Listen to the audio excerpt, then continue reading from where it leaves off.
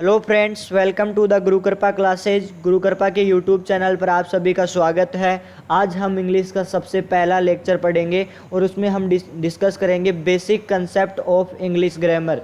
Basic concept of English grammar, ठीक है। तो अब आगे चलते हैं और देखते हैं इसमें क्या क्या चीज़ें आती हैं। देखो क्या क्या चीज़ें आएंगी। देखो सबसे पहले क्लास स्टार्ट करने से पहले आपको एक चीज़ बताता हूँ। देखो ये थॉट पढ़ो, यहाँ पर लिखा हुआ है this class will change your attitude towards English. यकीन मानिए अगर यदि आपने ये क्लास पूरी अटेम्प्ट की और इसके कंसेप्ट्स को ध्यान से समझा तो इंग्लिश का नज़रिया बदल जाएगा। आपको इंग्लिश पढ़ने का नज़रिया बदल जाएगा और ये इंग्लिश की सबसे पहली क्लास रहेगी और इसमें इंग्लिश के बेसिक कंसेप्ट बताए जाएंगे आपको, ठीक है। जो भी बेसिक कंसेप्ट्स होते हैं इंग्लिश के वो डिस्कस किए जाएंगे यहाँ पर, ठीक है। तो अब चलते हैं सबसे पहली स्लाइड पर और देखते हैं इंग्लिश। देखो हम इंग्लिश को 3 पार्ट में पढ़ेंगे। सबसे पहले हम पहला पार्ट कंप्लीट करेंगे, हमारा ग्रामर वाला पार्ट, ठीक है। ग्रामर वाला पोर्शन सबसे पहले हम ये कंप्लीट करेंगे। उसके बाद में हम अपना रीडिंग वाला सेक्शन कंप्लीट करेंगे। कौन सा सेक्शन कंप्लीट करेंगे? रीडिंग वाला सेक्शन कंप्लीट करेंगे। उसके बाद में हम वोकेबलरी वाला सेक्शन कंप्लीट करेंगे, ठीक है। यानी कि हम सबसे पहले ग्रामर पढ़ेंगे, उसके बाद में रीडिंग वाला पार्ट कंप्लीट करेंगे, उसके बाद में वोकेबलरी पढ़ेंगे, ठीक है। अगर मैं ग्रामर में बात करूँ तो हम ग्रामर में पढ़ेंगे टेंस और पार्ट्स ऑफ स्पीच।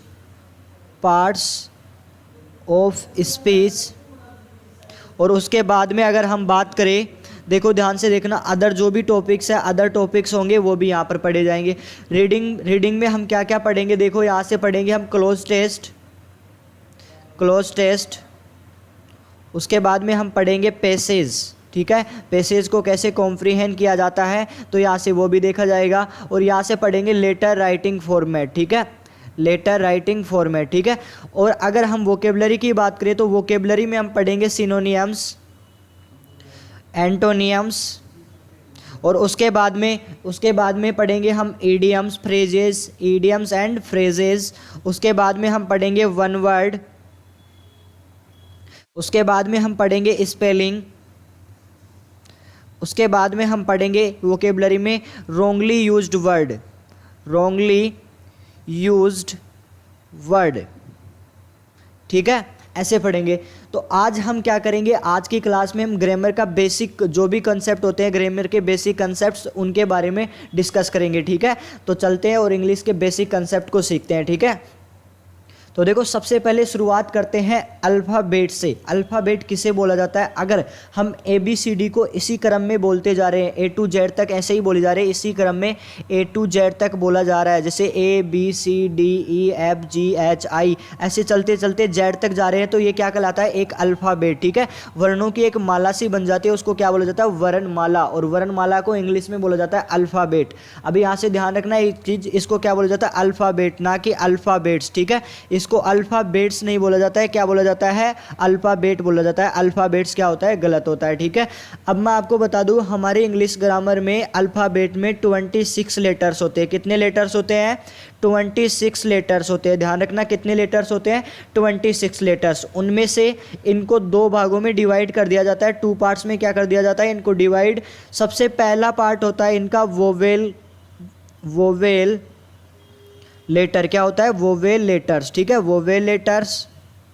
और दूसरा इनका पार्ट होता है कॉन्सोनेंट लेटर। क्या होता है? कॉन्सोनेंट लेटर्स, ठीक है। अब वोवेल लेटर्स में 5 लेटर्स आते हैं। कितने लेटर्स आते हैं? 5 लेटर्स। बाकी के बचे हुए 21 आते हैं कॉन्सोनेंट लेटर्स में, ठीक है। अगर हम बात करें वोवेल लेटर्स में आते हैं AEIOU। ये सभी किस में आएंगे? वोवेल लेटर्स में आएंगे। अब आपको एक चीज़ और बता दूं, वोवेल यहाँ पर लिखा गया है, इसको पढ़ो। इसमें देखो कितने लेटर है? 1 letter, 2 letter, 3 letter, 4 letter, 5 letter. इसका मतलब वोवेल लेटर्स कितने होते हैं? 5 होते हैं। और वो कौन कौन से होते हैं? AEIOU, ये याद करने का तरीका था। और कॉन्सोनेंट लेटर्स कितने होते हैं? 21। बाकी बचे हुए क्या कहलाते हैं? कॉन्सोनेंट लेटर्स कहलाते हैं। समझ में आया? अब आगे चलते हैं और पढ़ते हैं। अब पढ़ेंगे वर्ड क्या होता है। देखो वर्ड क्या होता है, वर्ड समझते हैं। देखो मैं यहाँ पर वर्ड की डेफिनेशन लिखूँ तो वर्ड की डेफिनेशन होती है a group of a group of letters which a group of letters which gives complete sense। इसको समझते हैं, ठीक है। देखो, a group of letters which gives complete sense, इसका मतलब क्या है, देखो ध्यान से देखो यहाँ पर, इसका मतलब क्या होगा, a group of letters. A group of letters का मतलब हो गया कि लेटर्स को अगर एक साथ लिख दिया जाए तो वो क्या बन जाता है, ग्रुप। जैसे मैं यहाँ पर लिखूँ कम, अगर मैं यहाँ पर लिखना चाहूँ वेंट, ठीक है। अब देखो, बात कर रहा हूँ मैं यहाँ पर कम की और यहाँ पर कर रहा हूँ वेंट की, और दूसरा वर्ड लिख रहा हूँ मैं यहाँ पर CGWMUV, ठीक है। CGWMUV, देखो कम का मतलब होता है आना, क्या होता है, आना, ठीक है। वेंट का मतलब होगा गया, ठीक है। और CGWMUV लिखा है, इसका कोई अर्थ नहीं निकलता, ठीक है। इंग्लिश ग्रामर में ऐसा कोई शब्द बना ही नहीं है, ठीक है। तो देखो, शब्द की परिभाषा यहाँ से समझाने की कोशिश करता हूँ, वर्ड की डेफिनेशन समझाने की कोशिश करता हूँ।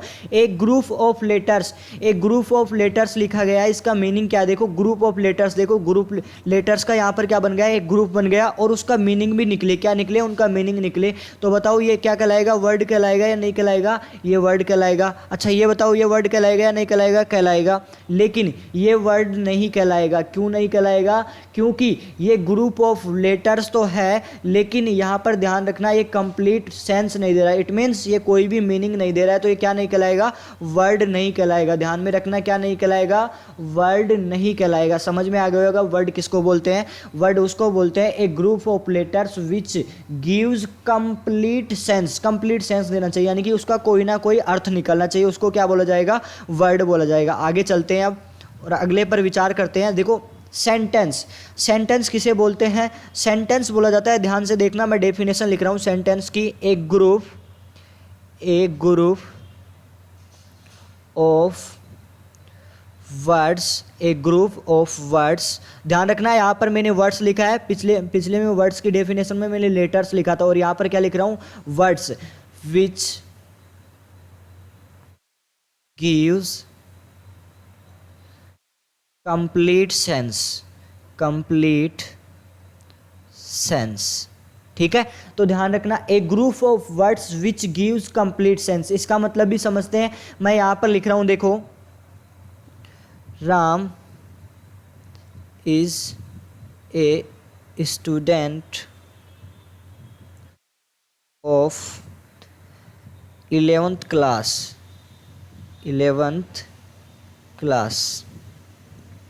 अब देखो, Ram is a student of 11th class, ठीक है। अब देखो इसमें कितने वर्ड्स आ गए, देखो, एक वर्ड, दो वर्ड, तीन वर्ड, चार वर्ड, 5, 6, 7, 7th वर्ड हो गए, ठीक है। 7 क्या हो गए, इसमें वर्ड्स हो गए, तो ये क्या हो गया, एक ग्रुप बन गया वर्ड्स का। और इसका देखो, Ram is a student of 11th class, Ram 11th class का एक विद्यार्थी है, इसका हिंदी अर्थ ये निकलता है। तो ध्यान से देखो, इसका कंप्लीट मीनिंग निकल रहा है, तो कंप्लीट सेंस दे रहा है, तो ये क्या कहलाएगा, सेंटेंस कहलाएगा। लेकिन अगर मैं लिखूँ यहाँ पर, कम राम वेंट स्कूल,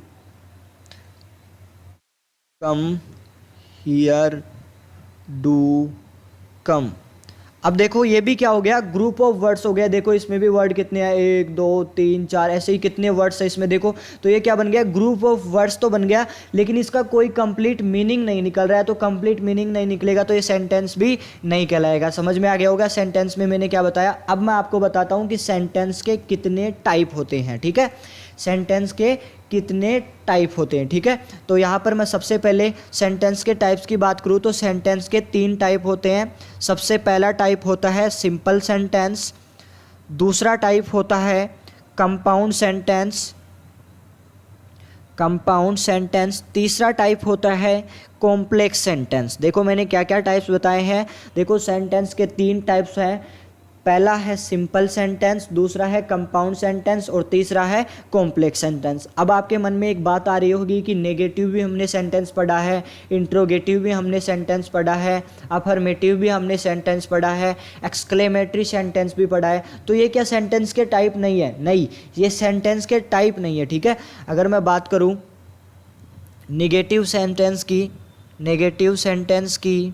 अगर मैं बात करूँ यहाँ पर इंटरोगेटिव सेंटेंस की interrogative, exclamatory sentence, optative sentence, ये सेंटेंस के टाइप नहीं होते, ये सेंटेंस के नेचर को बताते हैं। किसको बताते हैं? नेचर को बताते हैं। यानी कि ये क्या होते हैं? नेचर ऑफ सेंटेंस, यानी कि सेंटेंस के किसको बताते हैं?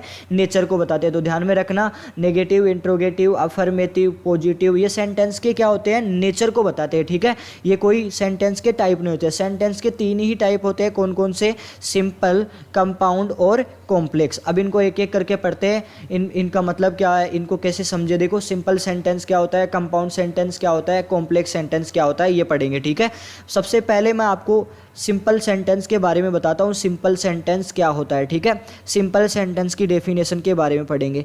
सिंपल सेंटेंस की डेफिनेशन के बारे में पढ़ने से पहले मैं आपको एक चीज़ बताता हूँ और आपको वो ध्यान में रखना है। देखो, क्लोज किसे कहते हैं? देखो, क्लोज कहते हैं सब्जेक्ट और वर्ब के कॉम्बिनेशन को क्या बोला जाता है? सब्जेक्ट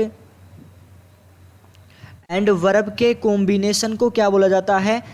सब्जेक्ट और वर्ब के कॉम्बिनेशन को क्या बोला जाता है? इनके जो कॉम्बिनेशन होता है, इनका जो कॉम्बिनेशन होता है उसको क्या बोला जाता है? क्लोज बोला जाता है। जैसे मैं यहाँ पर बात करूँ, अभी मैं लिखूँ यहाँ पर राम प्लेज ए मैच। तो देखो, यहाँ पर राम सब्जेक्ट है और प्लेज क्या है? वर्ब है। आपको ध्यान रखना है, सेंटेंस का बेसिक स्ट्रक्चर होता है, अगर कोई भी सेंटेंस है तो उसमें सबसे पहले आएगा सब्जेक्ट, उसके बाद में आएगा वर्ब, वर्ब में हेल्पिंग वर्ब और मेन वर्ब दोनों आएंगी, उसके बाद में आएगा ऑब्जेक्ट और उसके बाद में आएंगे अदर वर्ड्स। ठीक है, जो भी अदर वर्ड्स बचते हैं वो आ जाएंगे। ठीक है, लेकिन सबसे पहले क्या आता है? सब्जेक्ट। तो ये क्या कहलाएगा? हमारा सब्जेक्ट, और ये क्या कहलाएगी? वर्ब कहलाएगी। और सब्जेक्ट और वर्ब के कॉम्बिनेशन को ही क्या बोला जाता है? बताओ, क्लोज बोला जाता है। तो यहाँ पर क्या किया गया है? एक सब्जेक्ट और एक वर्ब है, तो यहाँ पर बताओ कितनी क्लोज हो गई? एक क्लोज हो गई। ठीक है, अगर मैं पूछूँ आपसे कि किसी सेंटेंस में 2 सब्जेक्ट और 2 वर्ब है, तो बताओ वहाँ पर कितनी क्लोज होंगी? तो वहाँ पर क्लोज होंगी 2 क्लोज होंगी। ठीक है, अगर मैं पूछूं आपसे कि किसी सेंटेंस में 3 सब्जेक्ट हैं और 3 वर्ब है, तो वहाँ पर क्लोज कितनी होंगी? बताओ, वहाँ पर क्लोज होंगी 3। कितनी क्लोज होंगी? 3। तो आपको ये ध्यान में रखना है, जितने सब्जेक्ट और जितनी वर्ब होंगी उतने ही क्या होंगे? क्लोज होंगे। ठीक है, अब बात करते हैं सिंपल सेंटेंस पर। किस पर बात करते हैं? सिंपल सेंटेंस पर। देखो, सिंपल सेंटेंस होता क्या है? देखो, मैं ध्यान से समझा रहा हूँ, यहाँ से आप लिखना अपनी कॉपी में। सिंपल सेंटेंस उसको बोलेंगे जिसमें एक ही क्लोज हो। क्या हो? सिंपल सेंटेंस में क्या होता है? एक ही क्लोज होता है, यानी कि एक सब्जेक्ट होता है और एक वर्ब होती है। ठीक है, जिस सेंटेंस में एक सब्जेक्ट हो और एक वर्ब हो, उसमें उसको क्या बोला जाएगा? सिंपल सेंटेंस बोला जाएगा। और इसका क्या निकले? सिंपल मीनिंग निकले। ठीक है, सिंपल मीनिंग निकले तो इसको क्या बोला जाएगा? सिंपल सेंटेंस बोला जाएगा। अच्छा, हमने अभी यहाँ पर एक सेंटेंस डिस्कस किया था, Ram is a student of 11th class. ठीक है, अब देखो, हमने यहाँ पर जो ये सेंटेंस डिस्कस किया था, Ram is a student of class 11। ठीक है, 11th क्लास का स्टूडेंट है। ठीक है, तो अब इसमें देखो, यहाँ पर एक सब्जेक्ट ये रहा और एक वर्ब ये रही, इसके अलावा कहीं पर भी सब्जेक्ट नहीं है और कहीं पर भी वर्ब नहीं है। ठीक है, क्या नहीं है? कहीं पर भी वर्ब और कहीं पर भी सब्जेक्ट नहीं है। तो देखो, यहाँ पर एक ही क्लोज यूज हुई है, तो बताओ ये सेंटेंस कौन सा कहलाएगा? सिंपल सेंटेंस कहलाएगा। कौन सा सेंटेंस कहलाएगा? सिंपल सेंटेंस कहलाएगा। ठीक है, अब आगे चलते हैं, आगे बात करेंगे हम कॉम्प्लेक्स सेंटेंस की। किस सेंटेंस की बात करेंगे? सॉरी, कंपाउंड सेंटेंस की बात करेंगे, कॉम्प्लेक्स सेंटेंस की नहीं। इससे पहले हम किस सेंटेंस की बात करेंगे? कंपाउंड सेंटेंस की। तो देखो, मैं यहाँ पर कंपाउंड सेंटेंस को बताता हूँ। कंपाउंड सेंटेंस होता क्या है? Compound sentence. ठीक है, कंपाउंड सेंटेंस, इसके बारे में पढ़ते हैं। ये क्या होता है? कंपाउंड सेंटेंस क्या होते हैं? देखो, कंपाउंड सेंटेंस पढ़ने से पहले फिर से एक बार हम क्लोज को देखते हैं। देखो, क्लोज को दो भागों में डिवाइड कर दिया जाता है। एक होती है हमारी डिपेंडेंट क्लोज और दूसरी होती है हमारी इंडिपेंडेंट क्लोज। ठीक है, एक होती है डिपेंडेंट क्लोज और दूसरी होती है इंडिपेंडेंट क्लोज। क्या होती है? Independent clause. अगर डिपेंडेंट क्लोज की बात करूं तो डिपेंडेंट क्लोज उसको बोला जाता है जो क्लोज किसी दूसरी क्लोज पर क्या करे? निर्भर करे। दूसरी क्लोज पर क्या करे? निर्भर करे। उसको क्या बोला जाएगा? यानी कि अगर हिंदी में बोला चाहूँ, जो उपवाक्य दूसरे उपवाक्य पर आश्रित होता है उसको क्या बोला जाता है? डिपेंडेंट क्लोज या आश्रित उपवाक्य बोला जाता है। ठीक है, अब आगे बात करते हैं इंडिपेंडेंट क्लोज किसको बोलेंगे?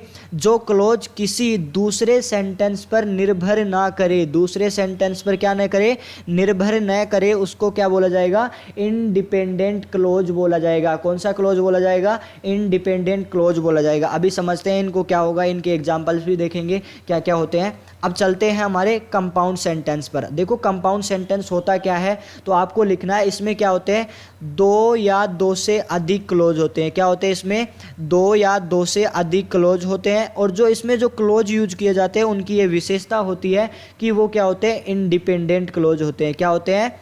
इंडिपेंडेंट क्लोज होते हैं। ठीक है, इंडिपेंडेंट क्लोज होते हैं। ठीक है, जो भी क्लोज यूज किए जा रहे हैं वो क्या होते हैं? इंडिपेंडेंट क्लोज होते हैं। ठीक है, जैसे अगर मैं लिखना चाहूँ Ram studies but Shyam Shyam do not study. ठीक है, अब देखो यहाँ से इंडिपेंडेंट कैसे समझेंगे, इंडिपेंडेंट क्लोज कैसे बोला जाता है। देखो राम स्टडीज, अगर इसका ये दूसरे से इस वाले सेंटेंस पर निर्भर नहीं है तो ये क्या कहलाएगा? इंडिपेंडेंट कहलाएगा। और अगर ये सेंटेंस इस सेंटेंस पर डिपेंड नहीं है तो ये भी क्या कहलाएगा? इंडिपेंडेंट। देखो राम स्टडीज, राम पढ़ता है। ठीक है, इसका कंप्लीट मीनिंग निकल रहा है, इसको किसी दूसरे सेंटेंस की जरूरत नहीं है। देखो श्याम डोंट स्टडी, श्याम नहीं पढ़ता है। ठीक है, अब देखो इसका भी क्या निकल रहा है? अलग से मीनिंग निकल रहा है। इसका मतलब क्या हुआ? ये क्या है? इंडिपेंडेंट क्लोज है। क्या है? इंडिपेंडेंट क्लोज है। ठीक है, तो इंडिपेंडेंट क्लोज हो और वहां पर दो या दो से अधिक क्लोज हो तो वो क्या, कौन सा सेंटेंस कहलाता है? कंपाउंड सेंटेंस कहलाता है। कौन सा सेंटेंस कहलाता है? ध्यान देना, कंपाउंड सेंटेंस कहलाता है। अभी भी याद नहीं हुआ तो ऐसे याद करो। अगर दो या दो से अधिक सेंटेंस को फेन बुआइज द्वारा जोड़ा गया है, यदि दो या दो से अधिक सेंटेंस को फेन बुआइज द्वारा जोड़ा गया है तो वो सेंटेंस वो सेंटेंस है, वो सेंटेंस क्या कहलाएगा? कंपाउंड सेंटेंस कहलाएगा। देखो मैं आपको फेन बुआइज का मतलब समझा देता हूँ। फेन बुआइज का मतलब क्या होता है, तो देखो यहाँ पर फेन बुआइज की फुल फॉर्म देखते हैं। फेन बुआइज की फुल फॉर्म क्या होती है? ठीक है, देखो यहाँ पर लिखा मैंने FANBOYS। ठीक है, यहाँ पर देखो F का मतलब होता है फोर, A का मतलब होता है एंड, N का मतलब होता है नोर, B का मतलब होता है बट, O का मतलब होता है और, Y का मतलब होता है यट, S का मतलब होता है सो। ठीक है, एस का मतलब क्या होगा? सो। एफ का मतलब है फोर, ए का मतलब है एंड, एन का मतलब है नोर, बी का मतलब है बट, ओ का मतलब है और, वाई का मतलब है यट और एस का मतलब है सो। ठीक है, ये समझ में आ गया होगा। अब मैं आपको ये बता दूं, अगर इनमें से कोई भी कंजंक्शन किसी सेंटेंस में यूज हुआ है तो वो सेंटेंस हमेशा कौन सा सेंटेंस कहलाएगा? कंपाउंड सेंटेंस कहलाएगा। देखो इस एग्जाम्पल पर बात करते हैं। जो हमने एग्जाम्पल लिखा है Ram studies but Shyam do not study. ठीक है, तो देखो अब यहाँ पर किसका यूज किया गया? बट का। देखो, और इस बी का मतलब क्या होता है? बट ही होता है। तो यहाँ पर देखो बट का यूज किया गया, तो बताओ ये कौन सा सेंटेंस कहलाएगा? कंपाउंड सेंटेंस कहलाएगा। समझ में आया नहीं आया? अगर मैं दूसरा एग्जाम्पल लेना चाहूँ तो देखो मैंने लिखा यहाँ पर he is playing cricket and he is very good player of cricket।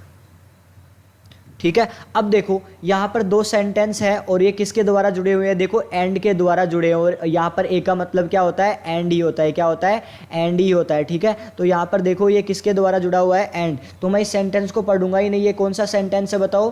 Compound sentence है। अभी भी आपको समझ में नहीं आया तो ये देखो यहाँ पर जो ये जो इसका अगर अलग से मीनिंग निकालेगा तो इसका कंप्लीट मीनिंग निकलेगा, और इसका अगर अलग से मीनिंग निकालेंगे तो इसका अलग मीनिंग निकलेगा, ठीक है। यानी कि ये किसी भी दूसरे सेंटेंस पर निर्भर नहीं करे, यानी कि इंडिपेंडेंट क्लोज है। और दो क्लोज है, यानी कि दो या दो से अधिक क्लोज हो तो वो कौन सा सेंटेंस कहलाएगा, कंपाउंड सेंटेंस कहलाएगा। लेकिन शर्त ये है कि वो कौन से क्लोज होने चाहिए, इंडिपेंडेंट क्लोज होने चाहिए, ठीक है। समझ में आ गया होगा। अब आगे पढ़ते हैं हम कॉम्प्लेक्स सेंटेंस के बारे में। किस सेंटेंस के बारे में, कॉम्प्लेक्स सेंटेंस के बारे में। अब मैं आपको यहाँ पर बता देता हूँ कॉम्प्लेक्स सेंटेंस, इस स्लाइड में बता देता हूँ आपको कॉम्प्लेक्स सेंटेंस क्या होता है। देखो कॉम्प्लेक्स सेंटेंस क्या होता है यहाँ पर समझते हैं। देखो कॉम्प्लेक्स सेंटेंस किसे बोलते हैं, कॉम्प्लेक्स सेंटेंस। देखो कॉम्प्लेक्स सेंटेंस में भी दो या दो से अधिक क्या होते हैं, क्लोज होते हैं। कॉम्प्लेक्स सेंटेंस में भी क्या होते हैं, दो या दो से अधिक क्लोज होते हैं। लेकिन यहाँ पर शर्त ये होती है कि इनमें से कम एक तो क्या होनी चाहिए, डिपेंडेंट क्लोज होना चाहिए। एक सेंटेंस में क्या होनी चाहिए, डिपेंडेंट क्लोज होनी चाहिए। और दूसरे या दो से अधिक यानी कि एक से अधिक में क्या होनी चाहिए, इंडिपेंडेंट क्लोज होनी चाहिए। क्या होनी चाहिए, इंडिपेंडेंट क्लोज, यानी कि इसमें डिपेंडेंट और इंडिपेंडेंट दोनों क्लोज आनी चाहिए। जैसे अगर मैं लिखूँ यहाँ पर, if you don't work hard, will not success in your life, ठीक है।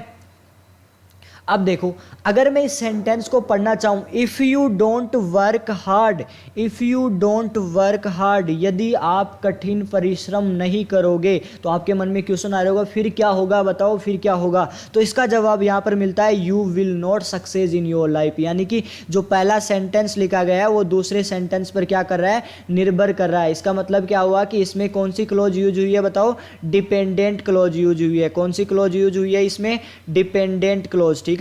इसमें कौन सी क्लोज यूज हुई है, डिपेंडेंट। और जो देखो you will not success in your life, ये किसी भी दूसरे सेंटेंस पर निर्भर नहीं कर रहा, तो ये क्या कहलाएगा, इंडिपेंडेंट सेंटेंस कहलाएगा। देखो इसमें दो क्लोज यूज हुई है और दूसरे में जो क्लोज यूज हुई है उसका नाम है इंडिपेंडेंट क्लोज, ठीक है। यानी कि डिपेंडेंट और इंडिपेंडेंट क्लोज आ जाते हैं, उसको कौन सा सेंटेंस बोला जाएगा, कॉम्प्लेक्स सेंटेंस। अभी भी समझ में नहीं आया तो एक बात ध्यान में रखना, अगर फेन वॉइस के अलावा जो भी कंजंक्शन आए या कंडीशनल वर्ड आए और उससे सेंटेंस जुड़ा हुआ है तो वो सेंटेंस हमेशा कॉम्प्लेक्स सेंटेंस होगा। देखो यहाँ पर इफ़ लिखा गया है, क्या लिखा गया है, इफ़। अच्छा बताओ इफ़ फेन वॉइस में आता है कि नहीं आता है, तो इसलिए ये सेंटेंस क्या कहलाएगा, बताओ, कॉम्प्लेक्स सेंटेंस कहलाएगा। समझ में आ गया होगा। अब मैं आपको छोटी सी बात और बताता हूँ। देखो अब देखो क्लोज के भी तीन टाइप्स होते हैं, ठीक है। क्लोज के भी डिपेंडेंट और इंडिपेंडेंट के अलावा क्या होते हैं, तीन टाइप्स होते हैं। वो कौन कौन से होते हैं, सबसे पहला टाइप है क्लोज का प्रिंसिपल क्लोज, ध्यान रखना, प्रिंसिपल क्लोज। दूसरा टाइप है कोऑर्डिनेटिंग क्लोज, कोऑर्डिनेटिंग क्लोज, ठीक है। और तीसरा टाइप है सबऑर्डिनेटिंग क्लोज, सबऑर्डिनेटिंग क्लोज या सबऑर्डिनेट क्लोज, ठीक है। तो सबसे पहले प्रिंसिपल क्लोज की बात करूं तो सिंपल सेंटेंस में प्रिंसिपल क्लोज का यूज किया जाता है। ध्यान रखना, सिंपल सेंटेंस में किसका यूज किया जाता है, प्रिंसिपल क्लोज का यूज किया जाता है। अगर हमको पूछा जाए कि कौन सी क्लोज है तो ध्यान रखना, अगर सिंपल सेंटेंस लिखा हुआ है तो उसमें 100% क्या होगी, प्रिंसिपल क्लोज होगी। यानी कि प्रिंसिपल क्लोज किसको बोला जाएगा, जिसमें एक सब्जेक्ट हो और एक वर्ब हो, ठीक है। जिस सेंटेंस में एक सब्जेक्ट और एक वर्ब हो, यानी कि वो क्या कहलाएंगी, प्रिंसिपल क्लोज कहलाएगी, ठीक है। अब बात करते हैं कोऑर्डिनेटिंग क्लोज। कोऑर्डिनेटिंग क्लोज में कुछ नहीं करना है, सिर्फ कोऑर्डिनेटिंग क्लोज होता है। जो कोऑर्डिनेटिंग क्लोज लिखा हुआ है यहाँ पर, कोऑर्डिनेटिंग क्लोज यहाँ पर ध्यान रखना किसकी तरह बिहेव करता है, कंपाउंड सेंटेंस की तरह बिहेव करता है। किसकी तरह बिहेव करता है, कंपाउंड सेंटेंस की तरह। को पता है कि कंपाउंड सेंटेंस क्या होता है, फेन बॉयज द्वारा जुड़ा हुआ जो भी सेंटेंस होगा वो क्या कहलाएगा, कंपाउंड सेंटेंस कहलाएगा। तो ये किसकी तरह बिहेव करेगा, कोऑर्डिनेटिंग क्लोज किसकी तरह बिहेव करेगा, कंपाउंड सेंटेंस की तरह बिहेव करेगा। और देखो सबऑर्डिनेटिंग सेंटेंस किसकी तरह बिहेव करेगा, कॉम्प्लेक्स सेंटेंस की तरह बिहेव करेगा। बस आपको यही याद करना है कि देखो सेंटेंस के 3 टाइप है, सिंपल, कंपाउंड, कॉम्प्लेक्स। अब देखो क्लोज के भी 3 टाइप है, प्रिंसिपल क्लोज, कोऑर्डिनेटिंग क्लोज और subordinating clause. Principal clause simple sentence की तरह बिहेव करता है, कोऑर्डिनेटिंग क्लोज कंपाउंड सेंटेंस की तरह बिहेव करता है, सबऑर्डिनेटिंग क्लोज कॉम्प्लेक्स सेंटेंस की तरह बिहेव करता है। अब देखो प्रिंसिपल क्लोज सब जानते हैं कि ये सिंपल सेंटेंस की तरह बिहेव करते हैं, लेकिन इन दोनों में क्या होता है, डाउट होता है कि ये किसकी तरह बिहेव करेगा, ये किसकी तरह बिहेव करेगा। तो आज से ये डाउट क्लियर हो जाएगा। देखो सबऑर्डिनेटिंग को बोलो, एक बार प्रोनाउंस करो इसको, सबऑर्डिनेटिंग, सभी बोलो एक साथ, सबऑर्डिनेटिंग, बोलो सबऑर्डिनेटिंग, सबऑर्डिनेटिंग। ठीक है, ऐसा लग रहा है जैसे इसमें कुछ सपोर्ट जैसा बोल रहा हो, ठीक है, सपोर्ट, ठीक है, ऐसा बोल रहा हो, ठीक है, ऐसा लग रहा है इसको बोलने पर। तो जिस भी सेंटेंस में सपोर्ट की जरूरत होती है उस सेंटेंस में कौन सी क्लोज यूज होती है, सबऑर्डिनेटिंग क्लोज। देखो कॉम्प्लेक्स सेंटेंस में सपोर्ट की जरूरत होती है या नहीं। देखो if you don't work hard, देखो इस सेंटेंस को दूसरे सेंटेंस की आवश्यकता है, इसका मतलब क्या है, इसको सपोर्ट की जरूरत है, और जिसको सपोर्ट की जरूरत होगी तो वो कौन सी क्लोज कहलाएगी, बताओ, सबऑर्डिनेटिंग क्लोज कहलाएगी। ठीक है, समझ में आ गया, समझ में आया नहीं आया। देखो ये सब चीज़ें थी, हमने क्या क्या चीज़ें पढ़ी। देखो इसमें सबसे पहले चलते हैं हम पहली स्लाइड पर और देखते हैं। देखो हमने सबसे पहले अल्फ़ाबेट से शुरुआत की, ठीक है, अल्फ़ाबेट से शुरुआत की। अल्फ़ाबेट में हमने इंग्लिश के बेसिक कंसेप्ट में ये बताया कि अगर हम इंग्लिश के लेटर्स को ए से जेड तक इसी क्रम में बोलते जा रहे हैं, जैसे A B C D E F G H I J, ठीक है, तो ये सभी क्या कहलाएंगे, ए टू जेड तक बोले जा रहे हैं, वो क्या है, लेटर्स। 26 सॉरी ये क्या कहलाएगा, अल्फ़ाबेट कहलाएगा। ठीक है, इनको अल्फ़ाबेट्स नहीं क्या बोला जाता है, अल्फ़ाबेट बोला जाता है। अब देखो इस अल्फ़ाबेट में कितने लेटर्स होते हैं, 26 लेटर्स होते हैं। उनको 2 पार्ट में डिवाइड किया, वोवेल लेटर्स, कॉन्सोनेंट लेटर। फिर हमने पढ़ा वोवेल लेटर 5 होते हैं, कॉन्सोनेंट लेटर कितने होते हैं, 21 होते हैं। अब देखो 5 कौन कौन से वोवेल लेटर्स होते हैं, ए ई आई ओ यू, ठीक है, ये होते हैं। उसके बाद में हमने पढ़ा वर्ड की डेफिनेशन। वर्ड की डेफिनेशन क्या होती है, देखो वर्ड की डेफिनेशन क्या होती है, ए ग्रुप ऑफ लेटर्स, यानी कि लेटर्स क्या होगी, जो लेटर्स का समूह है और उसका कंप्लीट मीनिंग निकल रहा हो, यानी कि उसका कंप्लीट अर्थ निकल रहा हो, तो उसको क्या बोला जाएगा, वर्ड बोला जाएगा। ठीक है, उसको क्या बोला जाएगा, वर्ड बोला जाएगा। उसके बाद में हमने सेंटेंस के बारे में पढ़ा। सेंटेंस किसे कहते हैं, a group of words which gives complete sense, यानी कि कंप्लीट मीनिंग दे, उसको क्या बोला जाएगा, बताओ क्या बोला जाएगा, सेंटेंस बोला जाएगा। क्या बोला जाएगा, सेंटेंस बोला जाएगा। अब आपको एक चीज़ और बता दूं, मैंने आपको बताया सेंटेंस के टाइप क्या होते हैं। सेंटेंस के टाइप कितने होते हैं, 3 टाइप होते हैं। कौन कौन से, सिंपल, कंपाउंड, कॉम्प्लेक्स। ठीक है, और देखो interrogative, negative, affirmative, exclamatory, optative, ये किसी सेंटेंस के टाइप्स नहीं होते, ये सेंटेंस के किसको बताते हैं, नेचर को बताते हैं, ये भी याद रखना आपको। उसके बाद में मैंने आपको सिंपल सेंटेंस को पढ़ाने से पहले आपको बताया कि क्लोज क्या होती है। क्लोज किसको बोला जाता है, the combination of subject and verb is called close. किसको बोला जाता है, सब्जेक्ट और वर्ब को मिला देते हैं तो वही क्या कहलाता है, एक प्रकार का क्लोज कहलाता है। क्या कहलाता है, क्लोज कहलाता है। उसके बाद में मैंने बताया यदि किसी भी सेंटेंस में 2 सब्जेक्ट और 2 वर्ब यूज हो रही है तो बताओ वो उसमें कितने क्लोज होंगे, 2 क्लोज होंगे। इसका मतलब क्या हुआ, यदि किसी सेंटेंस में एन सब्जेक्ट आए हुए हैं और एन वर्ब आई हुई है तो उसमें कितनी क्लोज होंगी, बताओ, एन ही क्लोज होंगी। ठीक है, इसका मतलब कैसे, अगर समझना चाहिए, अगर मान लो कि 3 सब्जेक्ट आ गए किसी सेंटेंस में और 3 ही वर्ब आ गई तो वहाँ पर कितने वो ये बताओ क्लोज हुई है, बताओ, 3 क्लोज हुई है। ठीक है, तो अब आपको समझ में आ गया। उसके बाद में मैंने आपको सेंटेंस का बेसिक स्ट्रक्चर बताया, सब्जेक्ट, वर्ब, ऑब्जेक्ट और अदर वर्ड आते हैं। ठीक है, ये आपको पता होना चाहिए। उसके बाद में मैंने आपको सिंपल सेंटेंस बताया। सिंपल सेंटेंस किसको बोलते हैं, बताओ। सिंपल सेंटेंस में क्या होती है, एक क्लोज होती है, यानी कि एक सब्जेक्ट और एक वर्ब का यूज किया जाता है और इसका सिंपल मीनिंग निकलता है। उसके बाद में हमने बात की कंपाउंड सेंटेंस की। किस सेंटेंस की बात की, कंपाउंड सेंटेंस की। कंपाउंड सेंटेंस में क्या बात की कि इसमें क्या होते हैं, 2 या 2 से अधिक क्या होते हैं, क्लोज होते हैं। क्या होते हैं, 2 या 2 से अधिक क्या होते हैं, क्लोज होते हैं। अब देखो वो भी कौन से क्लोज होते हैं, इंडिपेंडेंट क्लोज होते हैं। अब इससे भी नहीं समझ में आया तो याद करने का मैंने आपको ट्रिक बताया। क्या ट्रिक है, यदि कोई भी सेंटेंस फेन बॉयज द्वारा जोड़ा गया है तो वो हमेशा कौन सा सेंटेंस होगा, कंपाउंड सेंटेंस होगा। यहाँ पर मैंने आपको एग्जाम्पल बताए, पहला एग्जाम्पल ये लिखा हुआ है, दूसरा एग्जाम्पल ये लिखा हुआ है। ठीक है, तो इन एग्जाम्पल की सहायता से आप देख सकते हो। ठीक है, अब आगे देखते हैं। आगे देखिए कि कॉम्प्लेक्स सेंटेंस क्या होता है। तो कॉम्प्लेक्स सेंटेंस मैंने बताया, इसमें भी क्या होते हैं, दो या दो से अधिक क्या होते हैं, क्लोज होते हैं। क्या होते हैं इसमें, दो या दो से अधिक क्या होते हैं, क्लोज होते हैं। और इसमें क्या होता है, लेकिन इनमें क्या होता है, एक डिपेंडेंट होता है और एक इंडिपेंडेंट होता है, ठीक है। लेकिन एक डिपेंडेंट क्लोज होना आवश्यक है कॉम्प्लेक्स सेंटेंस में। अब ऐसा याद नहीं रहता है तो आपको याद करना है कि फेन बॉयज के अलावा कोई भी कंडीशनल वर्ड आ जाए या कंजंक्शन आ जाए तो वो क्या कहलाएगा, बताओ, कॉम्प्लेक्स सेंटेंस कहलाएगा। उसके बाद में मैंने आपको क्लोज के टाइप के बारे में बताया कि क्लोज के 3 और टाइप्स होते हैं। कौन कौन से, principal clause, coordinating clause, subordinating clause. देखो प्रिंसिपल क्लोज किसकी तरह बिहेव करता है, आपको इतना याद रखना है, सिंपल सेंटेंस की तरह। अब कोऑर्डिनेटिंग क्लोज किसकी तरह बिहेव करेगा, कंपाउंड सेंटेंस की तरह। इन दोनों में डाउट होता है कि सबऑर्डिनेटिंग क्लोज किसकी तरह बिहेव करता है। तो सबऑर्डिनेटिंग को जब हम पढ़ते हैं तो ऐसा लगता है कि सपोर्ट की जरूरत पड़ रही है, और सपोर्ट की जरूरत किस सेंटेंस में पड़ती है, कॉम्प्लेक्स सेंटेंस में। तो ये क्या कहलाएगा, कॉम्प्लेक्स सेंटेंस कहलाएगा। समझ में आया। अब आगे चलते हैं। देखो आज के लिए देखो इतना ही काफ़ी है। हमने कितना पढ़ लिया, देखो हमने सब कुछ यहाँ पर सेंटेंस और क्लोज के बारे में पढ़ लिया। ये इंग्लिश के बेसिक कंसेप्ट थे, ठीक है। अब अगले में हम पार्ट्स ऑफ स्पीच की अगली क्लास जो भी होगी उसमें हम basic of parts of speech की बात करेंगे। किसकी बात करेंगे, basic of parts of speech. अगर आपको क्लास पसंद आई तो इसको लाइक करना और शेयर करना अपने दोस्तों के बीच, और इसको चैनल को सब्सक्राइब कर लेना। जो भी नए बच्चे हैं चैनल को क्या कर लेना, सब्सक्राइब कर लेना। और मेरे को कमेंट करके ज़रूर बताएं कि क्लास कैसी लगे, क्लास में क्या मॉडिफिकेशन करें, या आपको सब कुछ समझ में आया हो। तो ये भी ध्यान रखना कि कमेंट आप सभी को करने हैं कि क्लास कैसी लगी, क्लास अच्छी थी या नहीं थी, क्लास में क्या क्या चीज़ें समझ में आई। और आपको एक चीज़ बता दूं, जो भी मैंने पढ़ाए हैं उनके प्रॉपर नोट्स बनाना। क्या बनाना, प्रॉपर नोट्स बनाना। देखो मैंने शुरुआत में एक सेंटेंस लिखा था, शुरुआत में मैंने एक सेंटेंस लिखा था, देखो, this class will change your attitude towards English. यकीन मानिए अगर आपने कंप्लीट इनके क्या बनाए, नोट्स बनाए,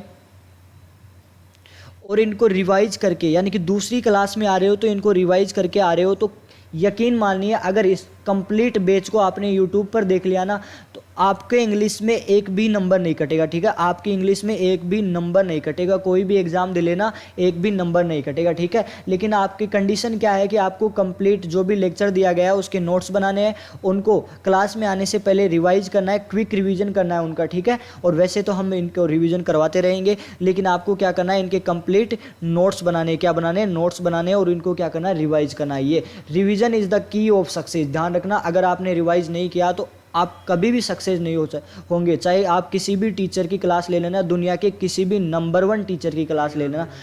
अब देखो आपको अगर आपको ये पीडीएफ चाहती है, पीडीएफ फॉर्मेट में अगर आपको नोट्स नहीं बनाने हैं, क्योंकि कई लोगों के बीच में ये समस्या होती है कि वो बिजी ज़्यादा होते हैं।